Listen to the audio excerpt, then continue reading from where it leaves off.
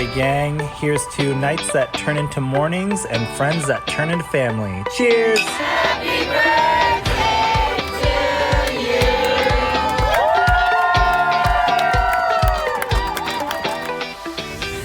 Hello, and welcome to the Friendship IRL podcast. I'm your host, Alex Alexander. My friends, they would tell you I like to ask the hard questions. You know who I am in the group. I'm the person that's saying, okay, I'm going to ask this question, but don't feel like you have to answer it.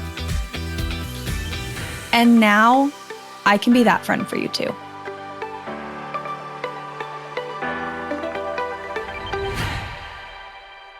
Hello. I'm so excited for this episode today. Today we have Kristen Morrison. Kristen is a business coach and a podcaster herself. Kristen contacted me because she found my podcast randomly on Apple Podcasts, which is, thrilling to me. I can't believe people can do that. And we had this whole idea about talking about making business friends. And as you'll see in this episode did not turn out being about business friends. It turned out to be one big conversation about the everyday actions we're taking intentionally, where we're putting our energy to build the connections that we want. And with that, let's get to today's episode. Kristen, we're together. We are, Alex. Nice to see you again. Nice to see you. I've been thinking about our chat the other day multiple times. I was telling someone yesterday, actually, a friend.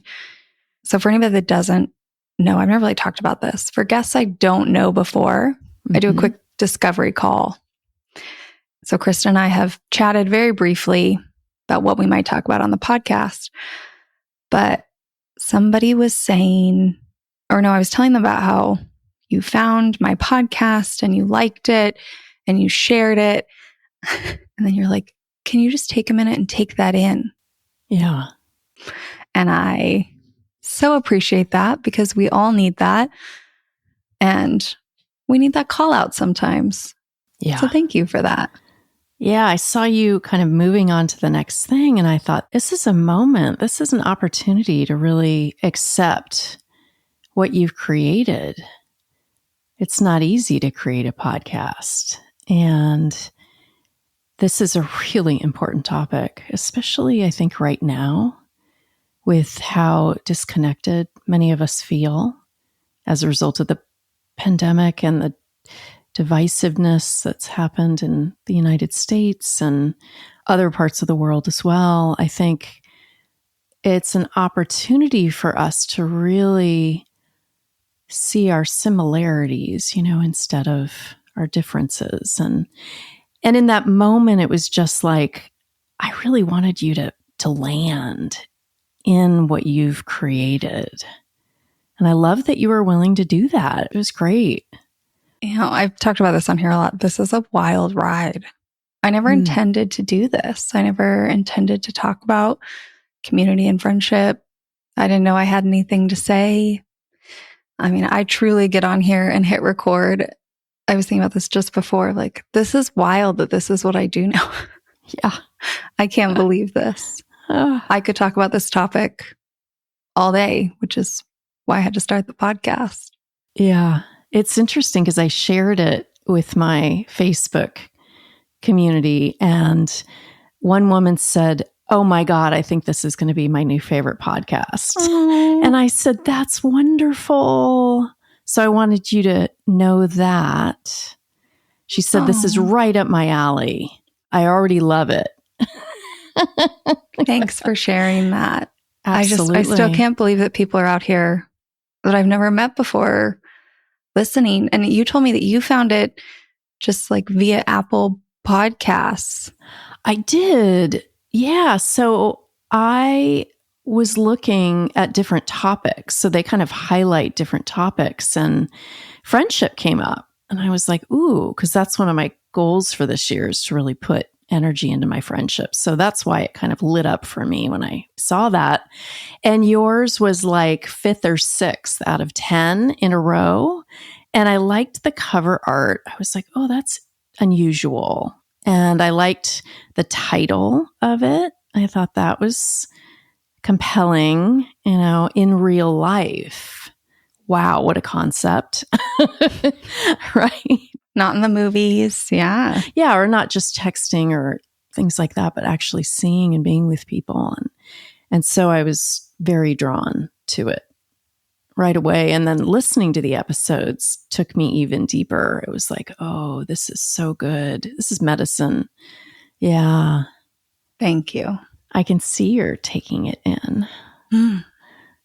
Thank you. Mm-hmm. Yeah. I'm very grateful for you to be here and that you found my podcast. And this is going to be such a great episode for people.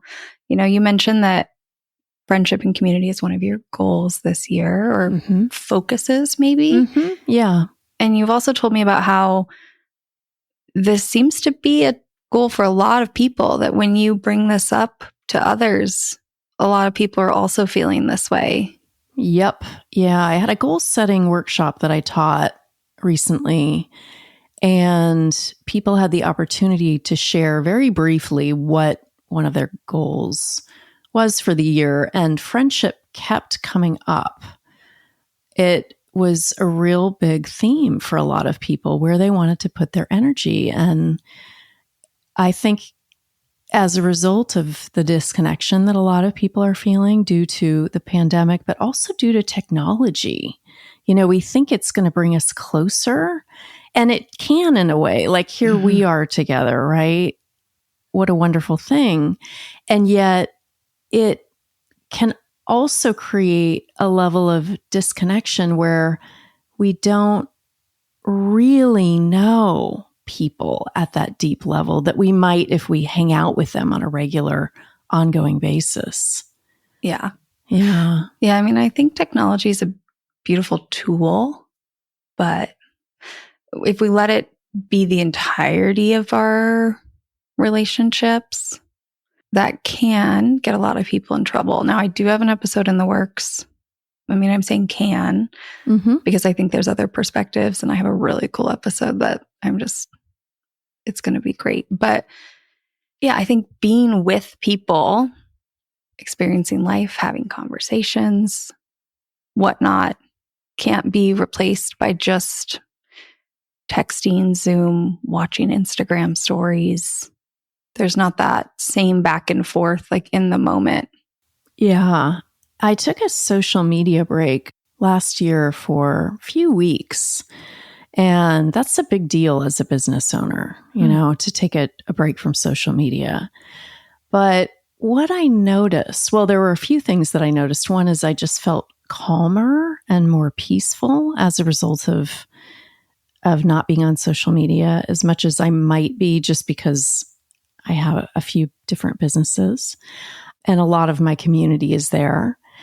But I also noticed that it caused me to connect more with my friends, actually calling them on the phone, actually setting up dates for us to connect, because I didn't know what was happening in their lives and I wanted to know. And social media is such a quick, easy fix for that. It's like, oh, I'm going to go on Instagram and see what my friends are doing, or Facebook. And that's great. Absolutely. I love that. And I was kind of, in a way, forced to, like, if I want to know how my friends are doing, I need to pick up the phone, or text them and say, let's get together. Yeah, you got to take action instead of being passive. That's right. Initiate. I have 2 quick points here. First one, I talked about this the other day on social media. When you are texting, or, even voice memoing, Zooming, it's such a narrow window. Like if I'm doing that, I'm controlling what I tell my friends, which means if there's anything vulnerable, I don't have to show them that. And this doesn't need to be some big vulnerability. It could just literally mean where you point your camera looks clean, but on the other side of the room is massive piles of stuff. And when we invite people into our lives, like if somebody comes into our home, we can shut doors and do things, but they're still getting to see things that we aren't necessarily showing them. So if they're in your house and you open your fridge, they suddenly see maybe some of the items in your fridge. And that might not seem like a big deal, but it's giving your friend an insight into the things you like, the things you buy. Maybe it's leading them to some questions, like they notice there's no dairy in there, and suddenly they think, oh, does she not eat dairy? I do eat dairy, by the way, but the lack of controlled view into our lives allows people to notice things about us. And we just aren't getting that when everything is virtual. The second thing that we touch on here is, when you go off social media, having to initiate and reach out.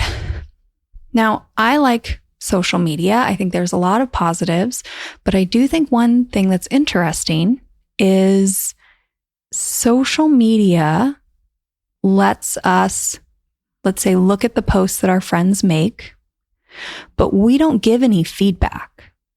Yeah, maybe we like it, whatever.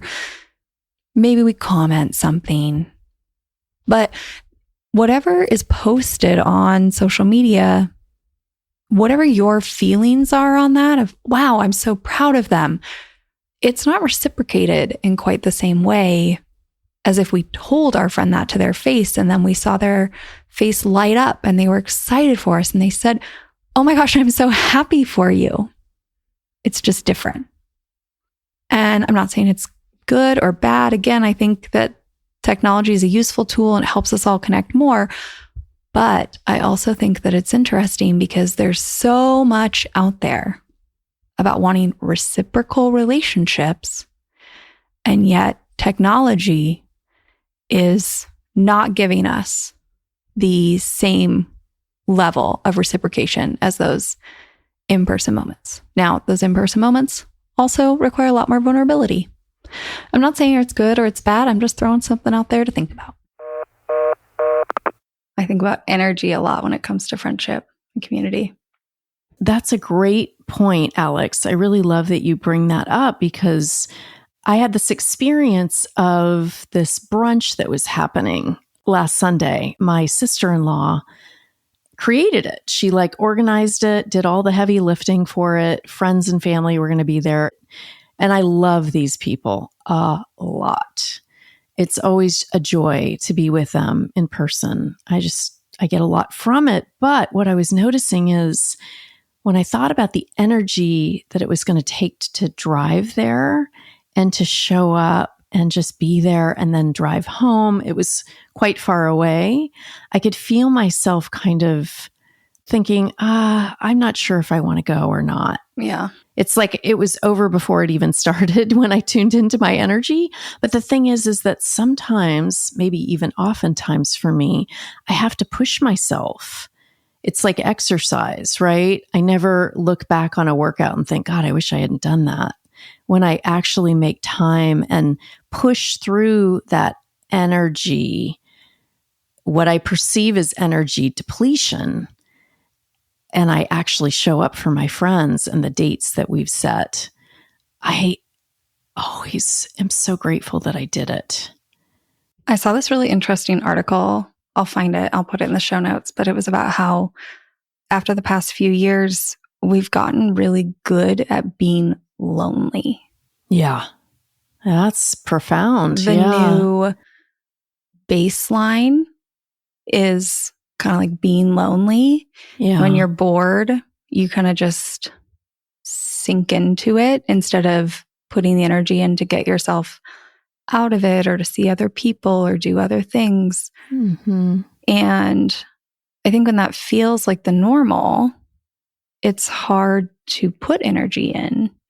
And then add to it the fact that getting out there and doing these things, people have this sense of friendship and community should be happy all the time and always feel good and bring positivity to my life. And there's this positive vibes only idea.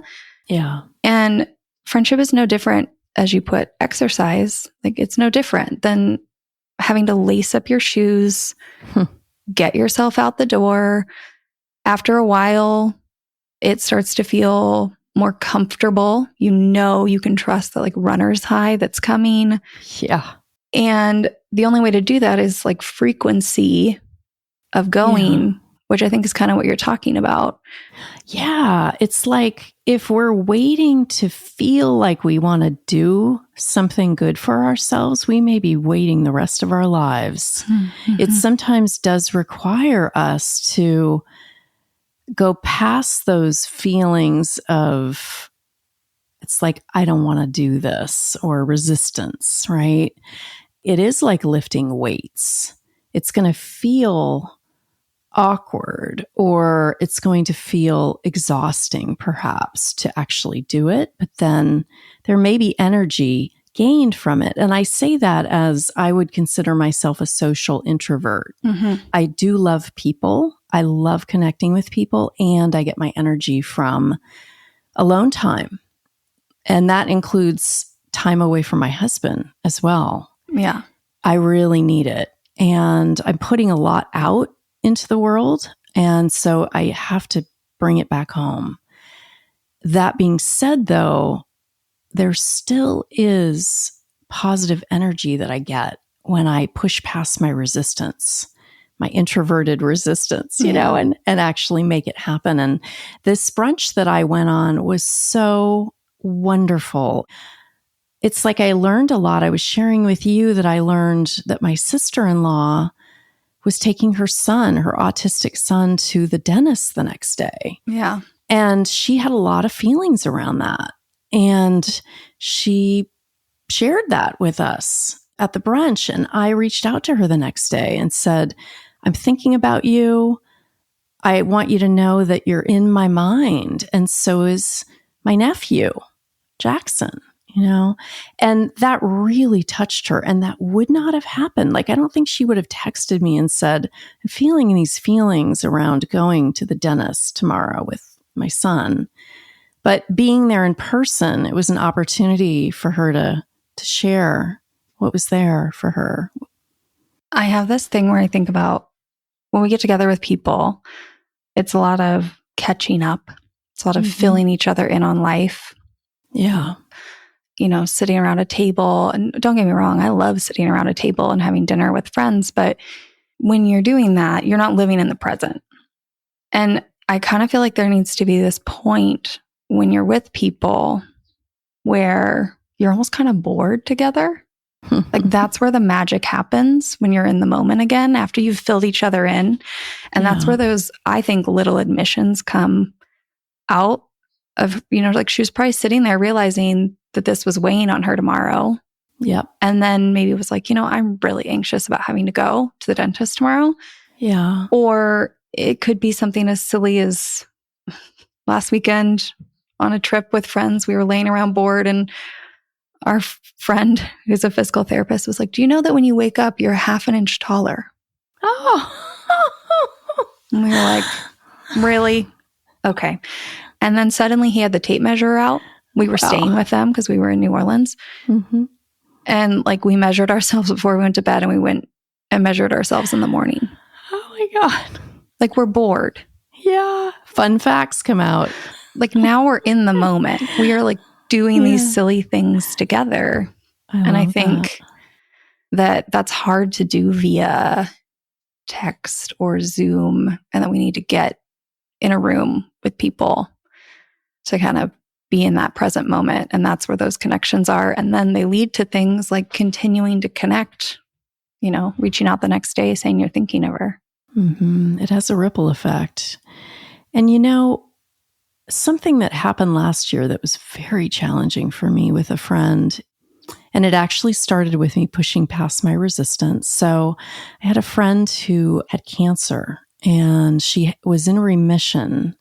And she was in Arizona living, but she was coming through the Bay Area. I live part-time in California, part-time in Hawaii. And I was in California when she was doing her road trip. And so she wanted to come by and see me. And I almost said no because I had these few days to myself. My husband was away on a trip and it was really precious in a way. So I had to really think about it, but I did. I chose to see her. We had an amazing time together. Her cancer came back like a month later after that time. And I was feeling so grateful. Like this is the extreme version, right? Yeah. I was feeling so grateful that I saw her that day. And then she started to go on the decline. And I was about ready to launch a big project with my business. And this is, where business owners can choose business sometimes, myself included, over friendships or relationships. So I was kind of faced with, I've got something that's actually going to be ready to launch. I've been planning it for almost a year. Yeah, it's a long time.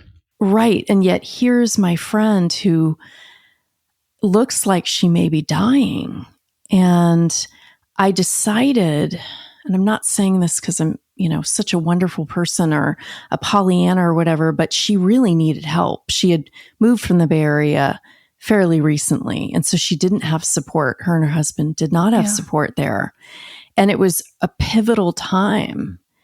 And I decided that I was going to be with her in the hospital for a week. And I did that. And then I came back home and I was so glad I did. I just put my project on pause, came back, and then she needed me again. Her husband needed me. He needed a break, caretaker, fatigue is real. Oh yeah, it is. Oh, it's so big. And so I went again, and actually a lot of our common friends contributed money to me going. No. It was amazing. They made it happen where they contributed, and I went and was with her for another week. And she died a few days after I came back. I want to say her name. Her name is Tara, and she impacted thousands upon thousands of people, myself included. And one of the motivating factors was, of course, that she needed me. But it was also that there were ways that I hadn't shown up for her when she was vitally alive that I wished I had. And so it was like a living amends in a way, while she was still here when she absolutely needed me, for me to show up. And not just give her thoughts and prayers, right? It's like, I'm going to be a boots on the ground friend. But I would say that I don't know what ways you would feel like you didn't show up for her before. You were uniquely positioned because you own your business and you have the flexibility. Yes. To go and stay with them. And there may not have been other friends who could do that. I know that because I'm also uniquely positioned to do that. And I offer that up all the time. Those other things you felt like maybe you should have done, do I know what those are? No. But when you were uniquely positioned, you did the thing. I think sometimes we feel like we need to do it all for everyone. And I really think if we kind of figure out what our strengths are and offer those up and do those things, cumulatively, that's what's going to provide the support we all need to each other. Yeah. And these were things that wouldn't have been a big deal for me, but they were a big deal for my friend. And I knew that my not doing them was hard for her. So that's why I'm saying that. I actually am really good at setting boundaries and saying no. But sometimes the no is automatic rather than me really checking in and thinking, oh, okay. In the past, I think if friendship wasn't such a focus that I want to focus on, and last year it was a focus for me as well, I would have chosen my launch, my business launch, over my friend. I would have, because I had worked on it. There would have been all these excuses. People do it all the time. Yeah. And not to say that, for those listening, if you are in that position that, maybe you do need to do that for whatever reason, and it doesn't work for you to go stop what you're doing. But when I really tuned into myself, I knew without a shadow of a doubt it was the right thing to do, to be there for her. Yeah. And really wanting to do that more for my friends when I can. You said earlier that your friendships and relationships are a real priority for you this year.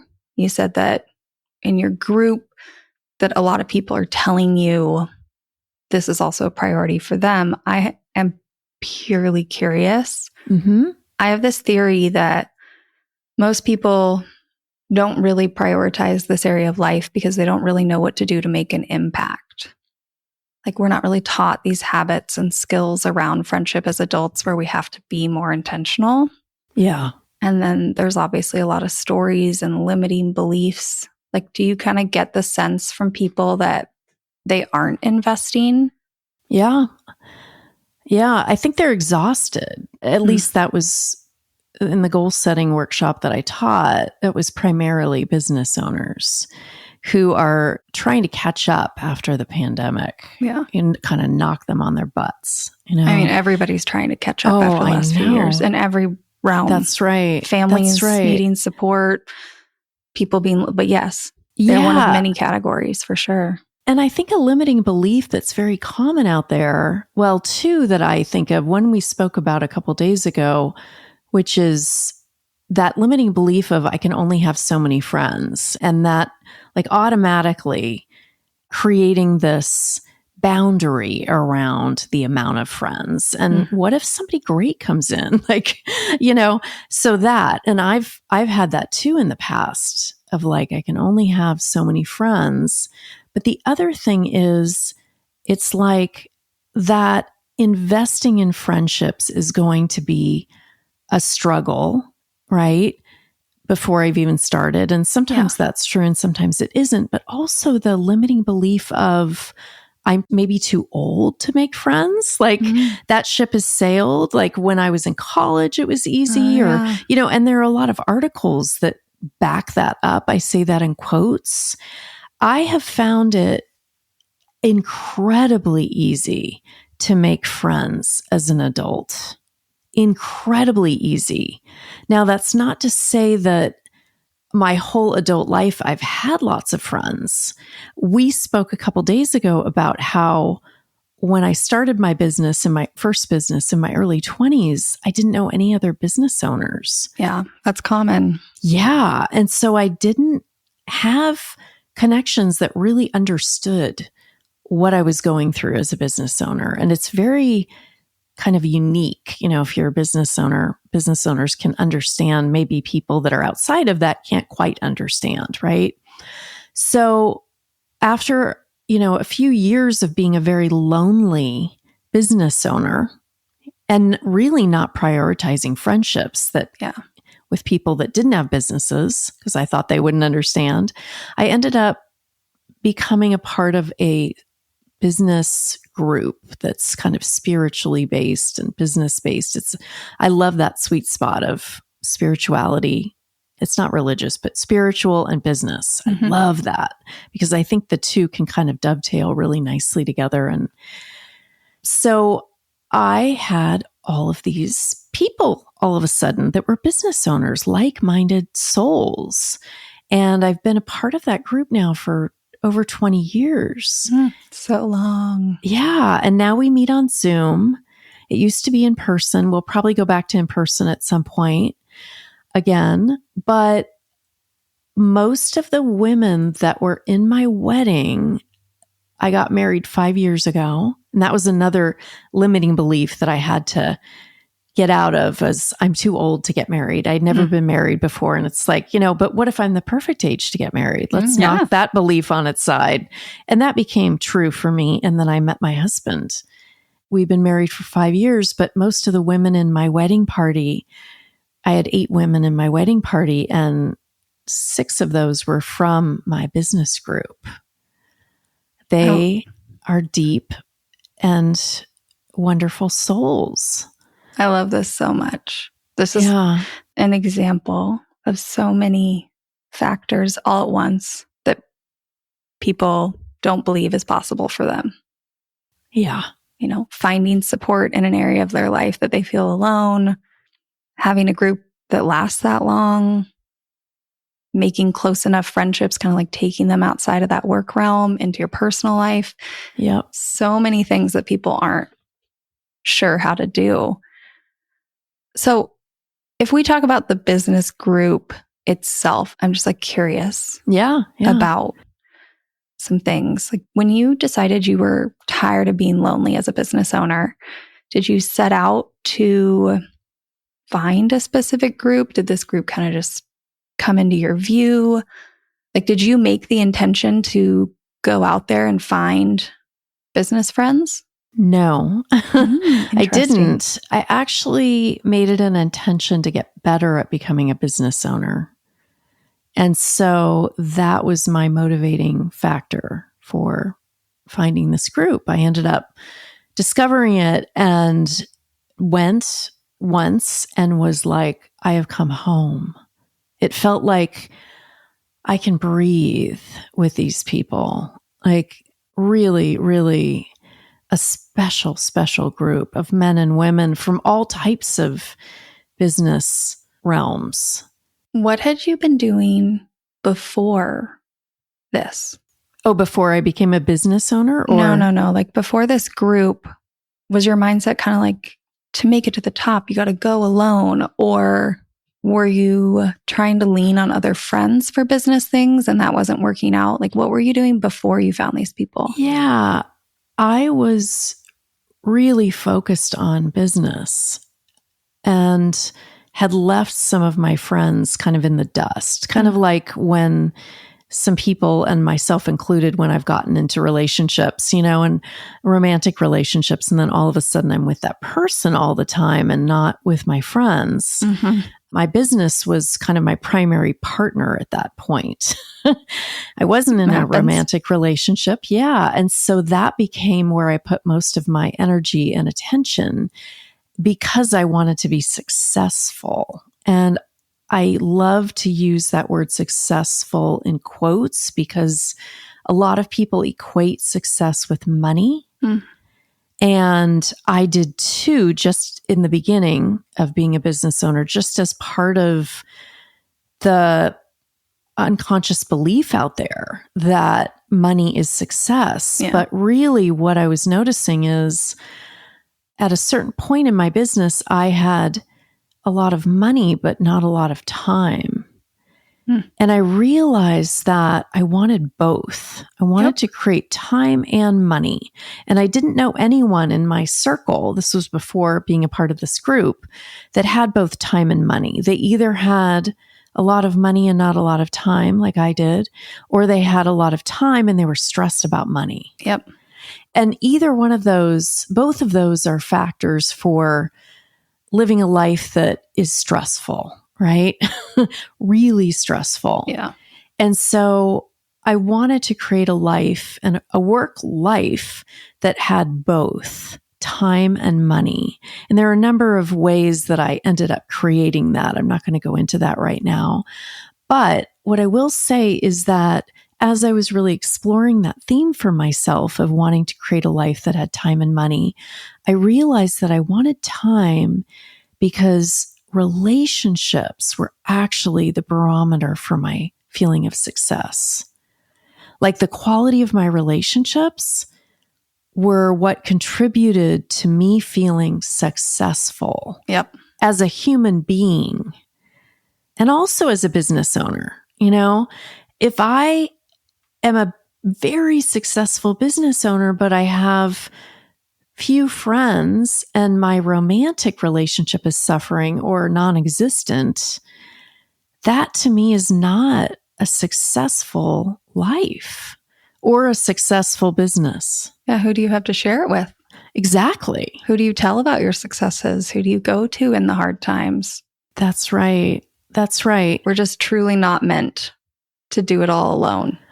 We aren't. And even for those of us that are introverts, that really thrive on being alone, at the end of the day, being alone isn't going to, I think, nourish and nurture us the way allowing people to come into our lives does. And we allow people to come into our lives by creating time and space for them. And so I'm thinking about when I wanted to manifest my husband, it was like I put time and energy into that. So I started dating, but I also created space in my very tiny bedroom at the time. I lived in a very small cottage. My bed could barely fit in there, but I knew I wanted to do some feng shui, Yeah. So to create space, that's what feng shui is. It's like creating intentional space for what we want to show up. And so I moved my bed a little far away from the wall. I put a little nightstand there for my future partner so that he would have a spot to put his mug of tea in the morning, And so we do that too. We can do feng shui with our schedules. Like if we don't have any blank space in our schedule, in our calendar, where do we put our relationships? Well, I would venture to say too, it's not even like blank space, yes, but also, where are we already living life that we could do those activities, have those conversations, sit in thought, share those experiences with somebody, in the romantic realm.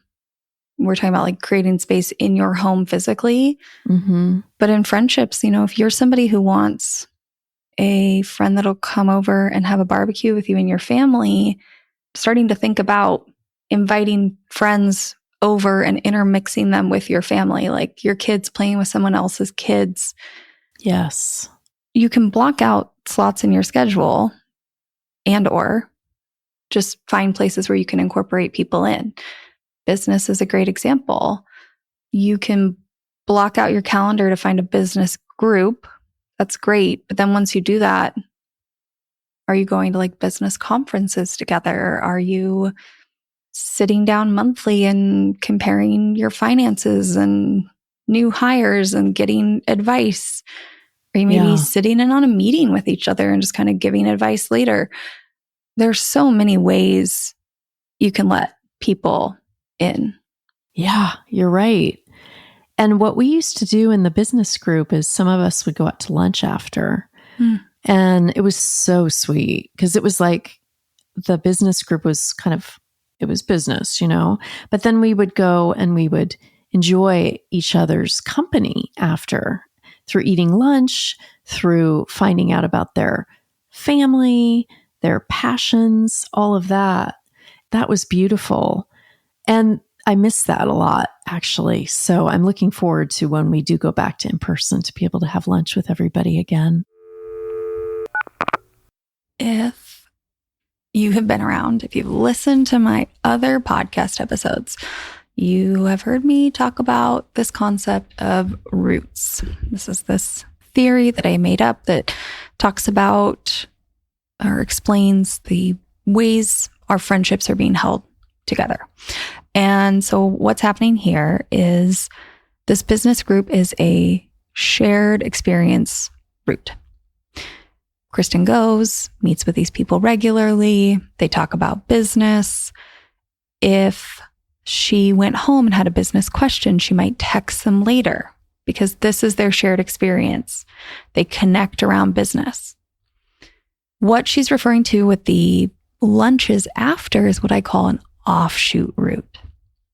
So when you're doing these things with people, when you're at your business group, when you're at a running club, when you're at the PTA meeting, offshoot routes are the things that because you're already together, it's easy to initiate. It's easy to end the PTA meeting and say, does anyone want to grab a bite to eat at the place next door? Or as she's saying here, when you are at the business group, anyone want to grab lunch? If you're at the running group, does anyone want to get together tomorrow and run the same route?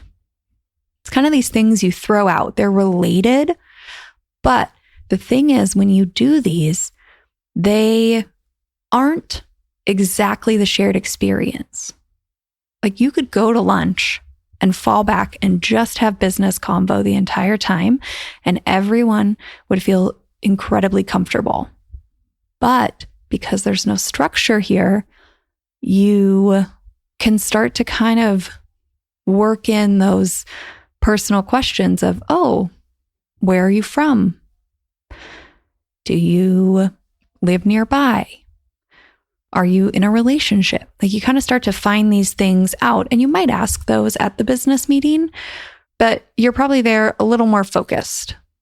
Not always, but sometimes. Anyways, that's how I describe these kind of add-on connections, is I call them offshoot roots. You know, as you were talking, Alex, I was thinking about my wonderful neighbor who I live in a very unusual area in Northern California. It's on a boardwalk, and we park our car and we have to walk 5 minutes to get to our house on a narrow boardwalk. You know, our front yard is the water. Our backyard is like a tidal marsh, and it's really special and beautiful, but it sounds a little weird. So I have to explain it a little bit. So anyway, it's a very tight-knit community because there are 50 homes here, and you have to really take some effort to get here, right? Yeah. You have to want to live there to you have to want to do some of these things. Yeah. Yeah. And traverse the rain, and everybody has carts and all of that. So all of this to be said, there's this woman, Julie, who moved in maybe about 2 years ago, and she's such a community builder. She has created, like she'll put on the online message board, come on over for game night, or I'm having a barbecue for Labor Day, you know, bring whatever you want, but do let me know so that we don't have all desserts, you know? And when she had an event, the last event that she had, it was just joyous, like us all connecting, all these neighbors. She said to me, hardly any couples ever invite me over because I'm single. Mm-hmm. And I was like, oh my gosh, I had forgotten about that. Like what it's like to be a single person with a lot of married friends. And it really, like I bookmarked that thought, and I was like, I am going to start to invite single friends over, not just married friends. Yeah, this is a real thing. I have talked about this with a lot of people, and that's mainly because my husband and I are very intentional about trying to build our own friendships. So, say we became friends with you and your husband. The way we look at it is not necessarily just like, you're our couple friends, we are one unit, you are one unit. Mm-hmm. The way we look at it is that couple friend dynamic is one. Yep. Me being friends with you is one. Our husbands being friends, but then also me being friends with your husband and you being friends with my husband. And we're not all going to be equal closeness. Like sometimes we might kind of be more of that, I call like a familiar friend, acquaintance type thing, but we make a real big point to figure out like, what are our shared interests? What do we talk about with each other? And what they talk about might be different than what you and I talk about, might be different than what the four of us talk about. Anyways, the point of this was to say, I think when you think of it that way, it makes it easier to be friends with the single people. Yeah. Because it's not us as a couple versus the single person. Yeah. It's like each of us having our own friendship with them. Yeah. And autonomy. Yeah. And it doesn't have to be a unit where like the three of us always have to hang out. But I think that that's a real thing. People get kind of like siloed in to, you know, looking for couple friends or single people or whatnot versus just trying to find some shared interests among them. Exactly. Yeah. I was really glad that she was vulnerable enough to share that because it made an impact on me. It really did. And then you never know, like you might, I'm trying to think of my friendships, like somebody's husband, a friend of mine's husband, I don't have an exact example in my mind, but they might also own a business. And then that might be our connection, is kind of talking about what's going on in our businesses, what's new, what we've seen, what we're trying, how we're marketing ourselves, whatever, instead of it just being like, oh, you're my friend's husband. Like we really try and find the connection points. That's great. I really like that. I think that's so important. And I love the consciousness that you bring to friendship and that your husband does too, it sounds like. Since this entire episode kind of ended up being about like the energy we are putting into our friendships, the choices we are consciously making, the little ones that are adding up to build our friendships, I just want to reiterate what we just talked about. And that is, instead of passively depending on this idea of couple friends, Michael and I go in to these dynamics, each consciously trying to find the things we can connect with the people in the room about. So whether that is a single person or another couple, we both take on the responsibility ourselves to figure out what interests we share with each person, not just the couple. Because that is what's going to make it so that, say we went on a trip with some couple friends of ours and Michael was off doing something and the friend I'm closer with in that couple is off doing something, and now it is me and my friend's spouse sitting there. And if we're just relying on this couple friend dynamic, then it's probably awkward and silent. But if we've figured out some basic things that we're interested in, at least, if not more, we might have all sorts of things we're interested in that we share an interest in. We can sit around by ourselves for hours. And that, in my mind, is what I'm trying to build, where I'm not dependent on that dynamic of 4 people. It could be 2, it could be 3, it could be all 4. Can switch in and out. But when we show up and we get to know these people, we are both consciously trying to do our own work and build our own connections with the single friend or the couples. I mean, we talked earlier about like the limiting beliefs and people feeling lonely. Like society really gives us this message of whittle it down to just a few core people. All you need is that small circle, find a romantic partner. Yeah. And that, if I think about it, like I'm a very complex person with a lot of interests, a lot of passions, a business, all these things, thinking that my husband and maybe 3 friends would share all those interests is wild. Yeah. It's impossible. It's impossible. Mm-hmm. So needing to really like take control myself and find this more diverse support system where I do have people to turn to for the variety of parts of my life. Yeah. Yeah. I can remember this moment in time of reading an article of like, you only really need 3 friends, 3 really good friends and you're good, and realizing, okay, I don't want to have more than 3 friends. Like I made a decision based on that article. Yep. Because I felt like I couldn't give, like we were talking about earlier, couldn't give energy to all of my friendships. But different friendships require different things. Yes, they do. And outputs of energy. And so I just realized after that, after making that decision and then noticing how my life kind of shrunk, instead of expanded in a really flourishing way, I threw that away, that belief. And I thought, who am I to limit the love that I can give and receive? Like, as a human being, we're capable of so much. We are.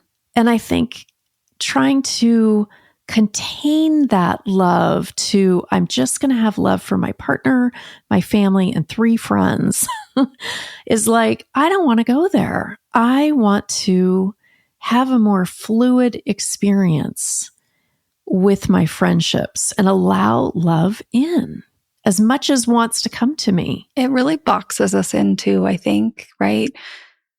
When you cut it off like that, you're not allowing in these outside influences, these potential support, these windows into other ways to live, more information.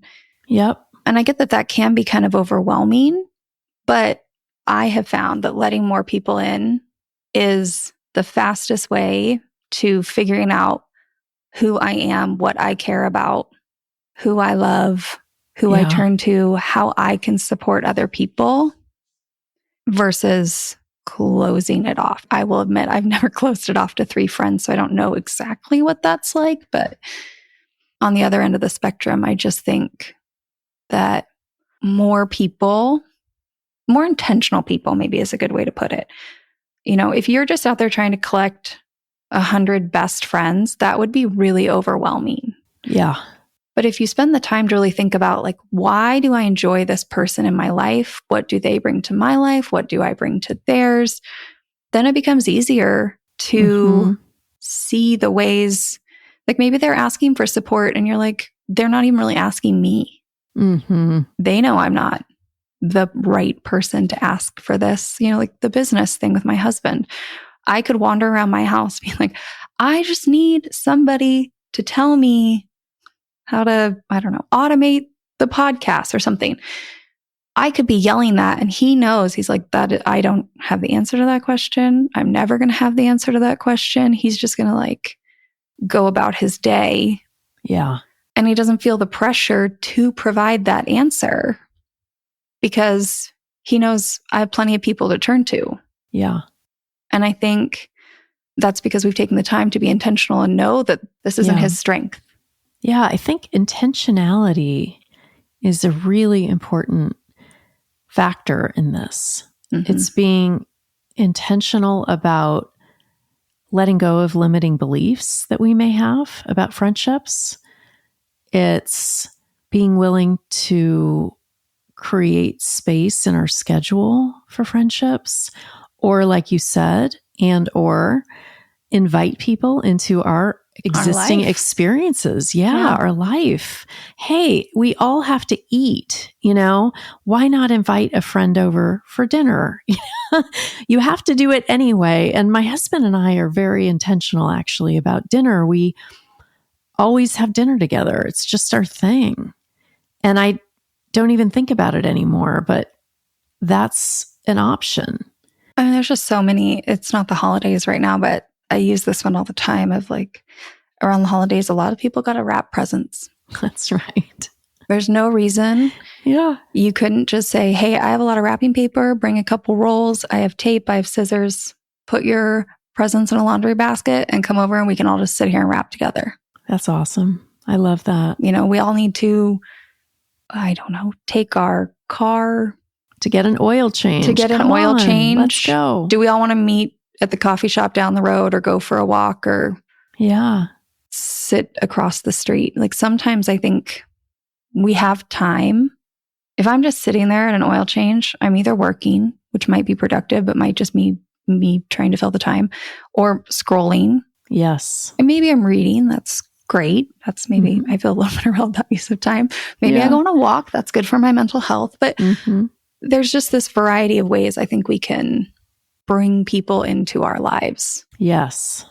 Yeah. So to look at the existing activities that we have going on already, what are we doing that perhaps to bring a friend into those could enhance our life and theirs? And what areas is our focus. Yeah. What That's activities right. are we doing, but also what areas are we focused on? If business or kids or travel, Mm-hmm. like kind of trying to be intentional about which of our friends are the people we could talk to about that stuff, whether it's to learn something or to get support, or just because we love travel and we want to spend some time just like talking to someone about all the places they've been and where we might want to go and what our next trip is.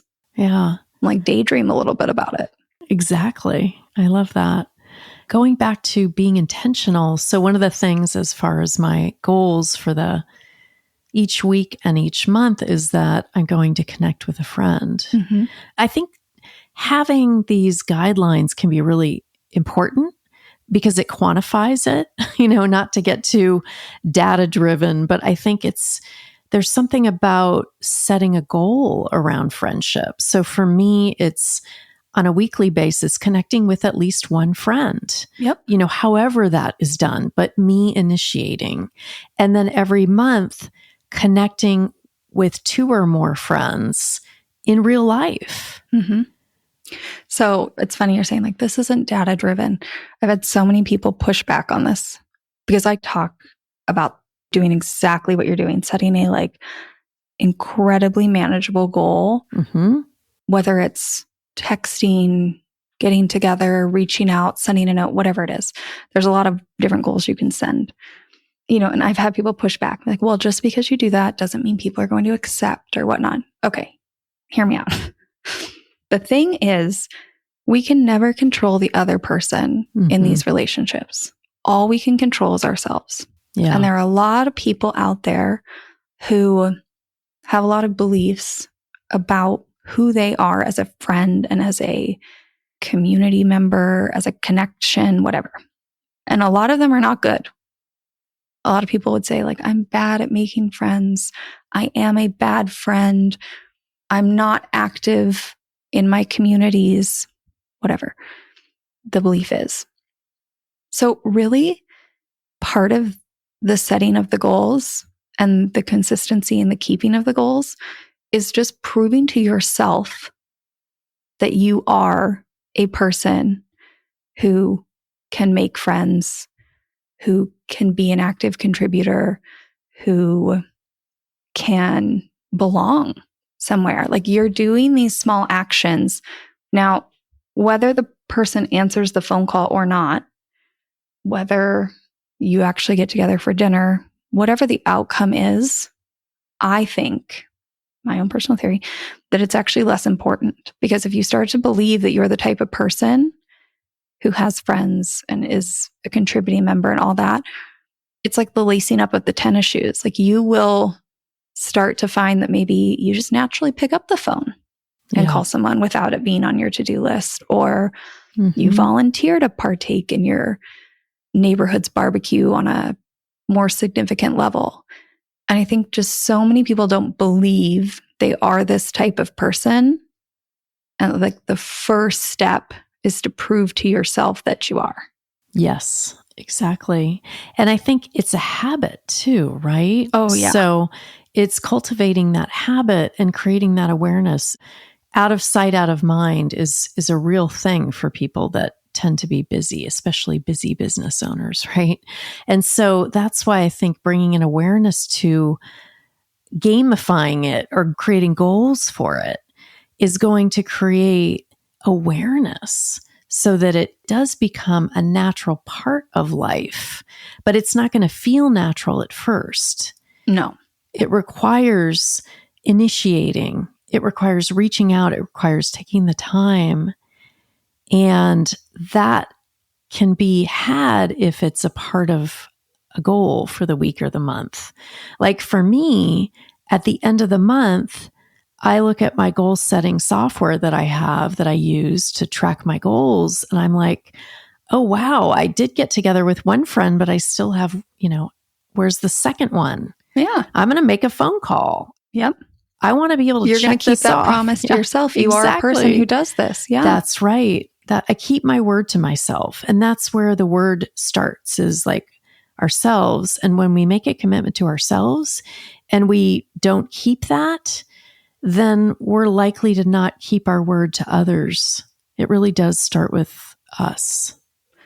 And I think that once this becomes a habit, if there is a lull, if like a business takes over or some big life change happens, you feel the difference. Oh, yeah. So after a while, you're going to be like, it's going to be no different than getting back to getting out the door for a run. Yep. You're going to kind of like crave it after a while. Yes. Now this is just part of who you are, and you'll figure out a new way to bring it in to your life. Yeah. And I think being connected with others helps us feel connected to ourselves. Right? Oh, yeah. It takes the loneliness away and puts it with solitude, which is a much more intentional way to give ourselves what we might need in terms of alone time. Solitude instead of loneliness. And for me, when I am intentional about my friendships and really making time for them, reaching out, connecting with them in real life, then I am 9 times out of 10 feeling much more connected to myself as well. Mm-hmm. And that has a ripple effect. It's very life enhancing, I think. And, you know, in Europe and other parts of the world, including actually Hawaii, people make time for connection. Work isn't the primary driving force for a lot of people outside of the US. And sometimes people in Hawaii call California and other states outside of Hawaii like America. And then like, are you going back to America? You know, It's funny. But when I'm in Hawaii, it's just like, and they call it talk story. Like people hang out and talk, and they stop on a walk and connect with a stranger. It's incredible, the difference that I notice between Bay Area, where I am now, and Hawaii. I mean, this is an episode. I could do a whole episode on this. But yeah, I mean, there's a big component of the underlying, like this podcast, the work I'm doing, that is a little more like counterculture, social justice. Being this intentional about friendship and community is counterculture to mainland US. It's true.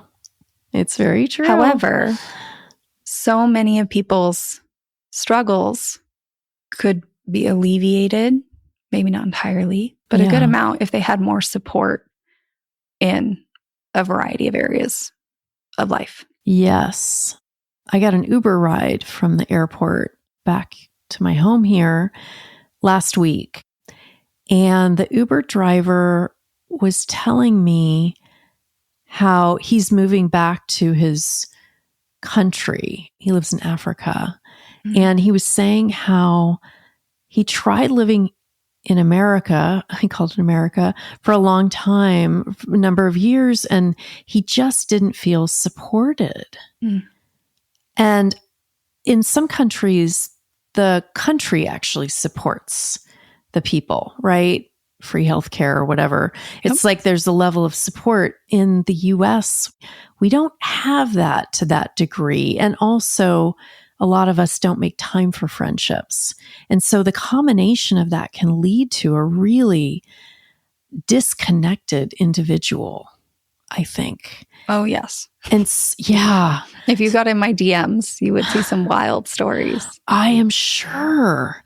And I hear wild stories as a business and life coach too, all the time. Like I hear people that haven't talked to another human being except for me in a week. Whoa. Yeah. Yeah.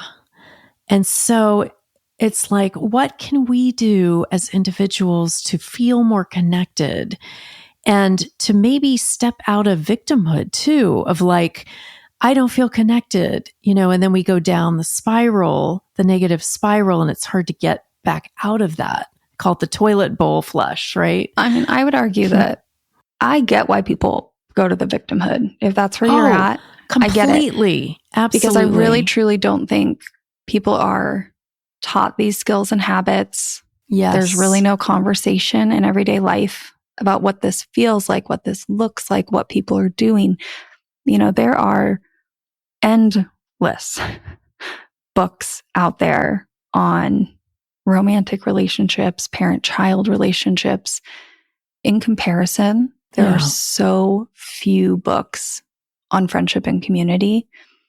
And the first way to get yourself out of anything is information. Yeah, that's right. And we really don't have that. It's hard for people to find. It is. And I think admitting that we might need something other than what we have, it's like acceptance or admitting that there's a problem can be the first step too. And I wasn't in any way trying to shame anyone that perhaps feels victim-y around it. I myself have felt that, it's been a while, but because I do feel connected now, but when I wasn't feeling connected, I did go to that place and it seemed impossible to be able to feel connected. Yeah. So I guess I want to speak to those people who might right now be feeling so disconnected, and it seems like such a huge hurdle to even make one friend, let alone have 3 or more. Because I know there are people out there that are listening that are feeling that. And if that's where you are, wonderful person, there is hope. There's hope for you. You can change that. And I think it does start with feeling that disconnection, as uncomfortable as that may be, instead of, if you're a business owner, burying yourself in work because you feel lonely. Yeah. And that being the go-to because there are feelings that you don't want to feel, maybe putting that on pause for a moment, even just in this moment right now, and just feeling like, wow, I feel lonely. Okay, I don't have to figure out how to fix this in this moment, but my first step is to just allow myself to feel the contrast of where I am now and where I want to be. And then I would say you're towards the end of this episode. You've listened this far, so you've found a place that has some information. Yeah. The next thing I would say is really go back and examine what is a friend. I have an episode on this. If you are this person, go listen to that episode, because my suggestion would be to pick one area that you want to connect with someone about, whether that's an interest or an area of your life, somewhere you need support, and find that. It doesn't need to be this big, overwhelming friendship. Right. Those take, I think we often forget how much time it takes to build that, but the in-between is so valuable. Yeah. And this culture just doesn't see it as valuable, but it is. Yeah. And it's like being in the hallway, right? Between where we are now and where we want to be, that door number 3 or whatever. Here we are in the hallway, not quite having what we want yet, but we can take a step forward. And it can be a step, like you mentioned, Alex, of what is an area of my life that I would like to feel or create some connection around. I just think that is such a good first step. Yeah. I get it. If you feel so lonely, whether it's overall or just in one area of life, it could just be one area where you truly need some support and you just can't find it. And maybe you're even looking at other friends saying, why can't you support me in this? You're mad at them because they're your friends and they should do that. But they're really not the right people if you took a second and thought about it. Yeah. That you can find somebody for that part of your life. Those people are out there. Other people want this too. Start putting yourself in those places around those people. Join a group. Connect with the people around you. Become a person who goes and puts yourself out there a little bit. Yeah. Because I just think that the way that friendship has been framed is very overwhelming. Yeah, that's right. The thought of building that true friend, real friend, whatever. I'm saying that with my eyes rolling truly, because I think that we've just set these insane, unrealistic expectations on friendships. Yeah. And if we lowered our expectations and got a little more like niche, intentional, realistic, our relationships would be so much more fulfilling. Yeah. And they would organically be more filled with depth, perhaps, like not forcing it, but just exploring, right? And bringing it back to what we were talking about earlier about friendship being like exercise. The more we can do it, the more comfortable it will feel, the more we're going to feel the absence of it when it's not there. And that may perhaps cause us to be more intentional. It's like this beautiful spiral. Also, I want to say, and I had this when I was looking for a partner, and I think it can be really valuable around friendships too, is remembering that what you want wants you. What you want wants you. And so if you're wanting a partner, wanting a friend, there are people out there who are wanting that also. And if they meet you, they're going to want that with you. Yeah. So the trick is to leave your house, Go out there. Yeah. Go for a walk, and you can meet people online like you and I are doing, Alex. That's a beautiful thing too. But just be willing to spread your wings just a little bit, because what you want wants you. I think that is like such a beautiful way to close this, for people to just think about that a little bit. What you want wants you. Kristen, thank you so much for being here today. You're welcome. I am beyond grateful for your time and your vulnerability, for sharing all your experiences. This is going to be so valuable for people. I really appreciate what you're doing, Alex, bringing this heightened awareness to this very important topic that changes lives.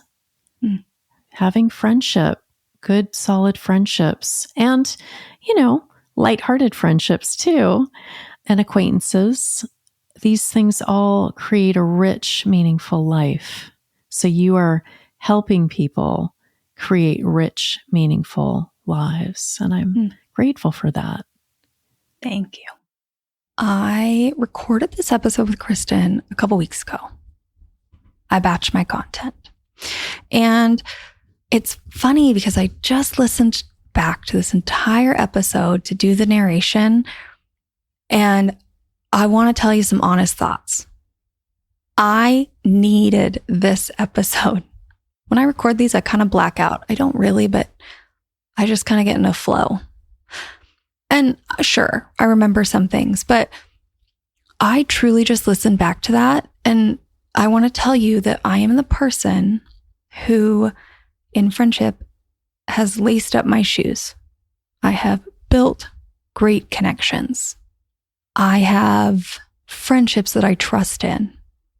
And I also have spent the past few months so focused on work that I'm out of shape. I'm out of social wellness shape.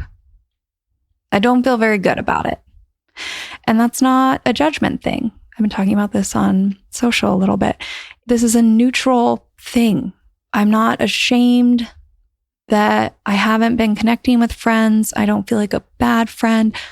I just have come to realize that I need to put in the energy, be a little more intentional, connect with my friends, get out there, do things, text them. Like I know what that runner's high is of friendship, and I'm not feeling it right now. But I know the actions that it takes to get there again, and that's what I'm going to do. So it's funny to listen back to this episode because I recorded it to share it with all of you, but it's about me.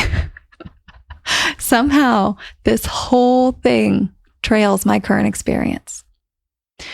And I could have not recorded this little clip here at the end, but I wanted to because I just want to say that this friendship thing, social wellness, community connection, like it's never ending. We're going to have ups, we're going to have downs, we're going to feel really solid in this part of our life, and then it's going to dip. Like no matter what you might perceive of me talking about this on the internet and having a bunch of friends, because I do, doesn't mean anybody has any idea how I'm really feeling about it. So I'm just being honest about that. All of us are somewhere between putting on our shoes and convincing ourselves to go for that first run and having the runner's high. No judgment where you are on that journey. And with that, I'll see you next week. Thank you for listening to this episode of Friendship IRL. I am so honored to have these conversations with you, but don't let the chat die here. Send me a voice message. I created a special website just to chat with you. You can find it at alex.chat. You can also find me on Instagram. My handle @itsAlexAlexander, or go ahead and leave a review wherever you prefer to listen to podcasts. Now, if you want to take this conversation a step further, send this episode to a friend. Tell them you found it interesting and use what we just talked about as a conversation starter the next time you and your friend hang out. No need for a teary goodbye. I'll be back with a new episode next week.